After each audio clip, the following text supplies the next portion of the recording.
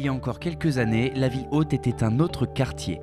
Les architectures des barres d'immeubles et des tours de l'urbanisation intense des années 60 avaient pris de l'âge et perdu le charme qu'elles avaient à l'époque de leur création. C'est en 2004 que Jean-Louis Borloo initie le plan de rénovation urbaine qui permet à la ville haute de vivre sa première phase de métamorphose.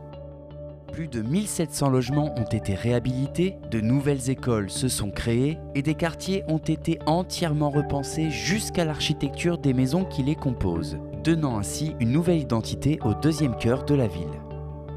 Le 20 mai dernier, Yves Gégaud, maire de Montereau et député de Seine-et-Marne, signait avec l'Agence nationale pour la rénovation urbaine ainsi que les 9 autres acteurs du projet l'avenant permettant de continuer cette restructuration. L'avenant que nous allons signer, il va permettre 677 logements neufs, répartis très largement sur la commune. Du logement social neuf destiné à la location certes, mais aussi à l'accession sociale à la propriété, avec une cinquantaine de maisons prêtes à l'achat.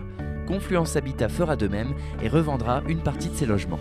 Et je veux féliciter et remercier Confluence Habitat de son engagement, des ventes importantes de Confluence Habitat, de son patrimoine à ses locataires, qui voient des maisons, clin d'œil, vendues entre 100 et 120 000 euros. Alors je rassure ceux qui chercheraient une polémique, ceux qui ne pourront pas acheter ne seront pas mis dehors de leur logement.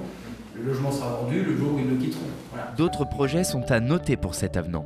Une restructuration du square Beaumarchais, l'arrivée d'une nouvelle école élémentaire, la maison pour tous qui sera réhabilitée tout comme la place Jean 23, l'avenue de Surville qui se dotera d'une piste cyclable, en bref, des modifications bénéfiques pour les Monterelais. Dans les premières années de mon mandat, tous les habitants venaient me voir pour quitter la ville haute et que depuis maintenant quelques années, les rendez-vous que j'ai sont des gens qui viennent pour vivre en ville haute. Il faut noter que tout de même, pendant le temps du déroulement de notre programme de restructuration urbaine, nous avons vu baisser de 72% les faits constatés de délinquance dans le quartier, en 10 ans, qui est un chiffre exceptionnel. Même si sa métamorphose n'est pas terminée, la ville haute n'a plus rien à voir avec ce qu'elle était avant. Elle est aujourd'hui un quartier qui sait retenir l'attention de manière positive et qui offre déjà à ses habitants une assurance de mieux vivre ensemble.